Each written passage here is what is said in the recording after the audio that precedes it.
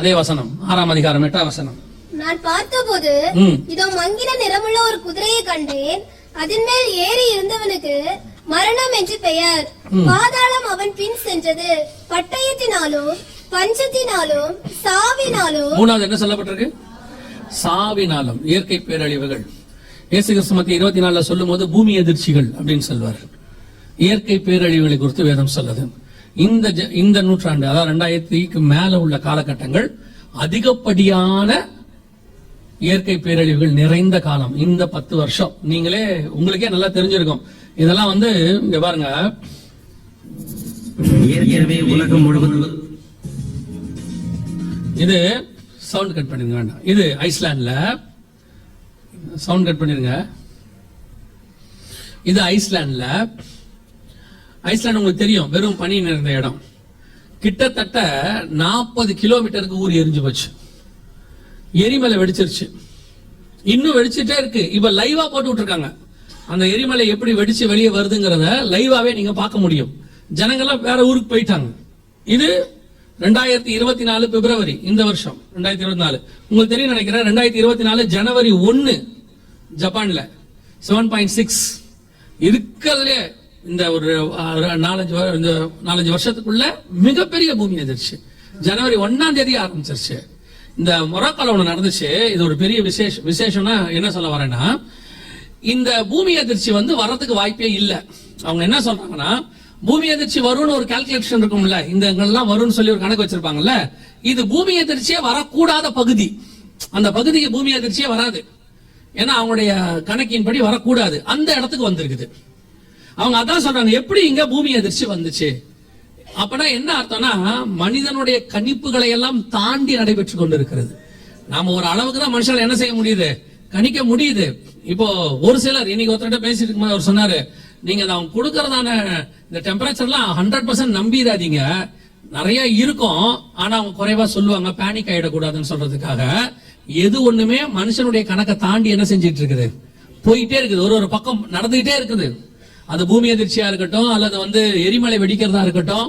இப்போ ஆப்பிரிக்கால ஒரு பகுதி என்ன செஞ்சிருச்சு, இப்ப உடைய தொடங்கிருச்சு. இன்னொரு பக்கம் பாருங்க, சுனாமிகள் ஒரு பக்கம் போயிட்டே இருக்குது. எல்லா இடமும் நம்ம கண்ணுக்கு முன்னாடி நடந்துட்டு தானே இருக்குது. ஆண்டவர் சொன்ன அத்தனை விஷயங்கள் நம்ம கண்ணுக்கு என்ன செய்யுது, நடந்து தானே இருக்குது. ஆனா இது எல்லாத்தையும் நாம ஒரு சம்பவமா மட்டுமே பார்த்துட்டு போயிடுறோமே. இதுக்கு பின்னாடி பைபிள் சொல்லி இருக்குதா? ஆண்டவர் சொல்லி வச்சிருக்கிறாரு, தீவுகள் அகன்று போகும். இப்ப ஆப்பிரிக்கா 2ஆ உடைஞ்சு போகுது. வானத்துல அடையாளங்கள் தோன்றும். இப்ப பாத்தீங்கன்னா ஐரோப்பா முழுக்க, வானம் முழுக்க என்னவாயிருச்சு பாத்தீங்களா? அது பிங்காவும் கிரீனாவும் மாறி சோலார் சுனாமிக்கு ரெடி ஆயிட்டு இருக்குது. இப்ப மிகப்பெரிய சோலார் சுனாமி வரப்போகுதுன்னு சொல்றாங்க. அது இன்னும் சில வருஷங்கள்ல பூமியை பெருமளவுல தாக்கும். அதுக்கு முன்னாடி வர வேண்டிய அடையாளங்கள்லாம் வருதுன்னு சொல்றாங்க. ஆனா இதெல்லாம் வருது. ஆண்டவர் சொல்றார், வானத்தில் அடையாளங்கள் தோன்றும், வானத்தின் சத்துவங்கள் அசைக்கப்படும். இவ்வளவு இருக்குது. ஆண்டவர் சொன்ன அத்தனை காரியங்கள் நடக்குது. இயற்கை பேரழிவுகள் நடக்குது. இப்ப பாருங்க, வெளிப்படுத்தல் 6ஆம் அதிகாரம் 12ஆம் வசனத்துல அது 6வது முத்திரையில உள்ளது. ஆனா அதுக்கான ஆயத்தம் இன்னைக்கு ஒரு நியூஸ்ல படிக்கும் போது பார்த்தேன், ஆச்சரியமா இருந்துச்சு.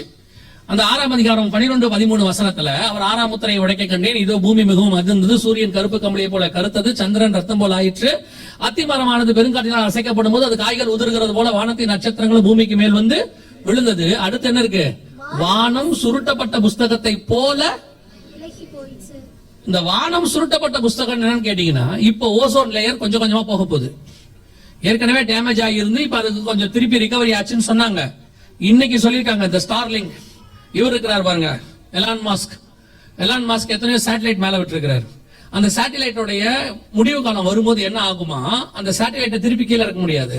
அது அப்படியே வானத்துல என்ன ஆகுமா, அப்படியே சுத்திக்கிட்டு இருக்குமா. அது அப்படியே டெஸ்ட்ராய் ஆகும் போது அதுல இருந்து வரக்கூடிய கேஸ் என்ன செய்யுமா, ஓசோன் லேயரே காலி பண்ணிடுமா. இப்ப அவங்க சொல்றாங்க, ஓசோன் லேயர் முழுவதுமாக அழிவதற்கு வாய்ப்பு இருக்கிறது. காரணம், இது ஒரு மிக முக்கியமான காரணம். இன்னைக்கு சயின்டிஸ்ட் கொடுத்திருக்கிறான். வேதம் சொல்லுது, வானம் சுருட்டப்பட்ட புஸ்தகத்தை போல விலகி போயிற்று. இப்போ ஆண்டவர் சொல்றாரு, நீ நட்சத்திரங்களுக்கு நடுவே உன் கூட்டை கட்டினாலும் அங்கிருந்து உன்னை விழ பண்ணுவேன். உபதியா 4. இப்ப சேட்டலைட் 2030 மேல கீழே விழ போகுது. எத்தனையோ சேட்டலைட் ஸ்டேஷன், ISS இருக்கு பாத்தீங்களா, இன்டர்நேஷனல் ஸ்பேஸ் ஸ்டேஷன், கீழே விழ போகுது. இவங்க தான் கட்டினாங்க, 2030 விழும். அவங்களே சொல்லியிருக்காங்க, விழதான் போதுங்கிறாங்க. ஆண்டவர் சொன்னார், நீ கூட்ட மேலே ஏறி கட்டினாலும் அது கீழே விழுங்கிறார். இப்படி ஆண்டவர் சொன்ன ஒவ்வொரு அடையாளங்களும் நடைபெற்று கொண்டுதான் இருக்கு. மிகப்பெரிய அளவுல இயற்கை பேர், அதான் சொன்னேன், வானத்துல இருந்து ஓசோன் லேயர்ல இருந்து இப்ப நீங்க பாக்குற இங்க வரைக்கும் இயற்கை பேரழிவு, பூமி எதிர்ச்சி வரைக்கும் எல்லாம் ஒருமித்து நடக்குது. 7.6 தாண்டுது. இப்ப நீங்க பாக்குறதெல்லாம் இப்பவும் சொல்றேன், இதை விட மேலானதான் வரும், இதை விட பெருசுதான் வரும், இதை விட மோசம் தான் வரும். இப்ப இது எல்லாமே வந்துச்சு, உங்களை ஏதாவது பாதிச்சுச்சா? உங்களை எதுவும் பாதிக்கல. ஆனா உங்களுக்கு இதெல்லாம் தெரியும் தானே? இதே மாதிரிதான் சொல்றேன், இதுக்கு அப்புறமும் வரும். தேவ பிள்ளைகளே கர்த்தர் பத்திரமாய் பாதுகாப்பார். ஆனா எதுக்காக? இவைகளுக்கு நடுவில் நீங்கள் ஆயத்தப்படுவதற்காக. இப்ப நீங்க இதை எப்படி எடுத்துக்கிறீங்க? அங்க வந்துச்சு, நமக்கு வரல, சோத்திரம், பிரைஸ் தி லார்ட். அப்ப நீங்க உங்களுக்கு வந்தாதான் ஆயத்தப்படுவீங்கன்னா நம்ம என்ன செய்ய முடியும்? அப்ப ஆண்டவர் அதுக்கு அனுமதி தான் கொடுக்கணும். நம்ம பக்கம் வந்தாதான் சோத்திரம் சோத்திரம் வைங்கன்னா அங்க வரும்போதே சொல்லணும். ராகாப் சொல்றாங்க, உங்கள் தேவன் உங்களுக்கு செய்ததை நாங்கள் கண்டு, அன்னைக்கே அந்த அம்மா ஆயத்தப்பட தொடங்கிருச்சு. அதுதான் சொல்றேன், நமக்கு அங்க நடக்கும் போதே இங்க ஆயத்தப்பட்டுறணும். நம் கண்களுக்கு முன்பாக மிகப்பெரிய அளவுல அந்த 4வது முத்திரையில சொல்லப்பட்ட இயற்கை பேரழிவுகள் நடக்க ஆரம்பிச்சிருச்சு. இதை ஒவ்வொன்னா எடுத்தீங்கன்னா ஒவ்வொன்னையும் பார்க்க முடியதில்லை. லிபியால நடந்தது, இது உலகம் முழுக்க அத்தனை காரியங்களும் நடக்க பெற தொடங்கிருச்சு. கடைசியா 4வது, நான் அதை சொல்லி முடிக்கிறேன், வாசிங்கள். அதே வசனத்தை திருப்பி வாசிங்க பார்ப்போம். நான் பார்த்தபோது இதோ மங்கின நிறமுள்ள ஒரு குதிரையை கண்டேன். அதன் மேல் ஏறி இருந்தவனுக்கு மரணம் என்று பெயர். பாதாளம் அவன் பின் சென்றது. பட்டயத்தினாலும் பஞ்சத்தினாலும் சாவினாலும் பூமியின் துஷ்ட மிருகங்களினாலும். இது என்ன துஷ்ட மிருகங்களினாலும்? பூமியின் துஷ்ட மிருகங்களினாலும். இது நேரடியாகவே கூட நீங்க எடுத்துக்கலாம். மிருகங்கள்லாம் வந்து இந்த மாதிரி பாதிப்புக்குள்ளாக்க போகிறது அப்படி எடுத்துக்கலாம். இன்னும் கொஞ்சம் இந்த வசனத்தை தியானிக்கும் போது எனக்கு நாம் பார்த்த வருஷத்துல பாத்தீங்கன்னா, இப்போ ஒரு குறிப்பிட்ட ஒரு 20-30 வருஷமாக வரக்கூடிய எல்லா வியாதிகளுக்கு பின்னாடியும் பாருங்க, ஒரு மிருகத்தின் பேர் ஒண்ணு இருக்குது. எல்லாத்துக்கு பின்னாடி என்ன இருக்குது? ஒரு மிருகத்தின் பேர் இருக்கு. அந்த மிருகம் பெரும்பாலும் பைபிள்ல சொன்ன துஷ்ட மிருகமா இருக்கு. நீங்க பாத்திருப்பீங்கன்னு நினைக்கிறேன். இப்போ ஃபர்ஸ்ட் நமக்கு எல்லாருக்கும் பெருசா தெரிஞ்சது எய்ட்ஸ் தான். எய்ட்ஸ் ஆரம்பிக்கும் போது எங்க இருந்து வந்துச்சுன்னு சொன்னாங்க? சிம்பன்சி குரங்கு, அந்த ஆப்பிரிக்கா காட்டுல உள்ள குரங்குல இருந்து வந்துச்சுன்னாங்க. அடுத்து எபோலா எதுல இருந்து வந்துச்சு? வவ்வால்ல இருந்து வந்துச்சுன்னு சொன்னாங்க. அப்புறம் பன்றி காய்ச்சல் அப்படின்னாங்க. இங்க மிடில் ஈஸ்ட்ல ஒண்ணு வந்துச்சு, கேமல் ஃபீவர்னு ஒண்ணு வந்துச்சு. இப்போ கொரோனா வந்துச்சு. இது எங்க இருந்து வந்துச்சு?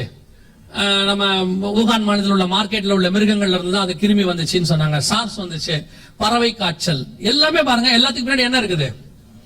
ஏதோ ஒரு மிருகத்தின் பேர் சொல்ல. இது குறிப்பிட்ட இந்த ஒரு 30 வருஷமா தான் நடக்குது. நமக்கு தெரிஞ்ச 30-40 வருஷமாக. இப்போ மிருகத்தின் துஷ்ட மிருகத்தினால் உண்டாகிற மரணம், இதுக்கு இதுவும் ஒரு விளக்கமா வச்சுக்கலாம்.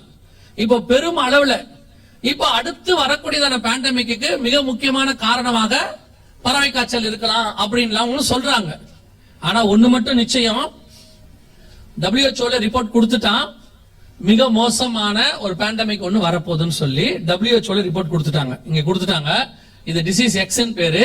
இதுவரைக்கும் இருந்த கொரோனாவை விட 20 மடங்கு சக்தி வாய்ந்ததாக சொல்லப்படுகிறது. இத அவரே சொல்லியிருக்கிறார்.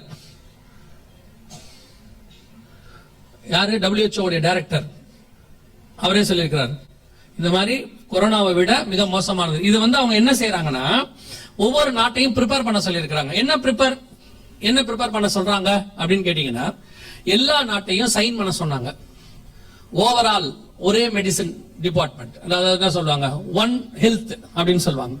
All over the world. இப்ப நம்ம ஒவ்வொருத்தரும் ஒவ்வொரு மெடிசன் யூஸ் பண்றோம்ல, அவங்க அந்த நாட்டு மருந்து அந்தந்த நாட்டில் இருக்கக்கூடிய ஸ்பெஷலைஸ்ட் இதெல்லாம் இல்லாம ஒரே மெடிசன் WHO சொல்லும். அதுதான் இப்ப அவங்க நம்ம கொடுக்க போகிறதான சிப், பயோமெட்ரிக் சிப்.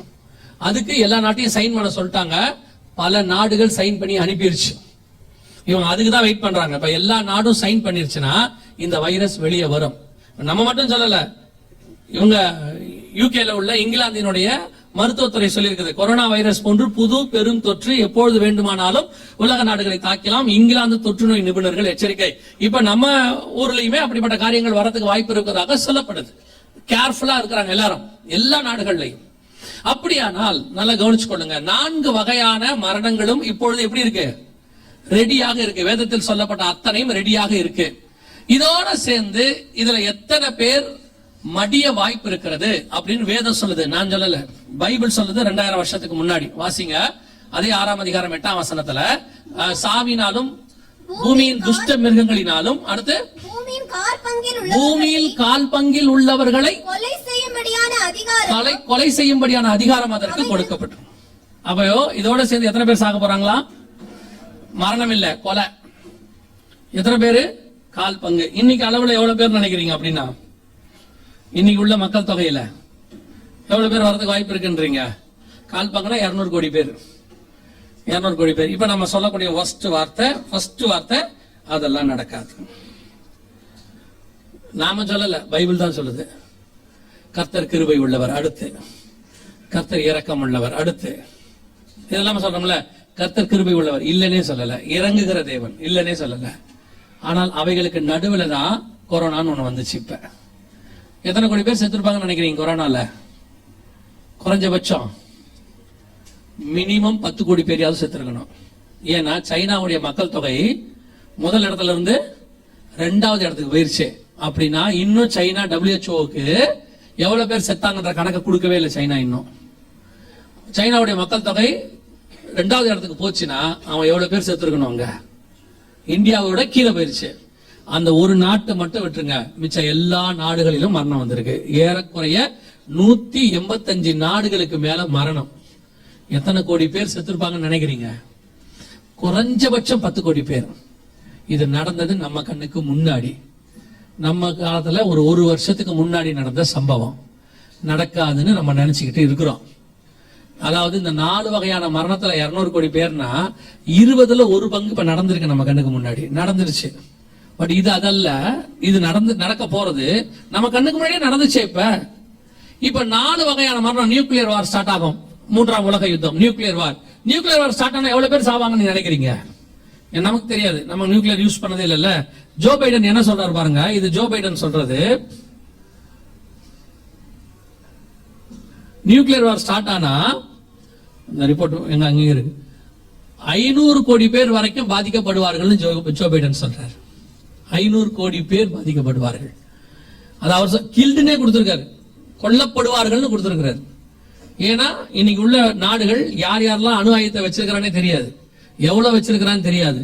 ஒரு ஹிரோஷிமால போட்டது ஒரு நகரமே காலி ஆயிடுச்சு. இப்ப அதை விட 20,000 மடங்கு சக்தி வாய்ந்ததெல்லாம் இருக்குது. போட்டா ஒரு டிஸ்ட்ரிக்ட் மொத்தமே க்ளோஸ் போயிடும்.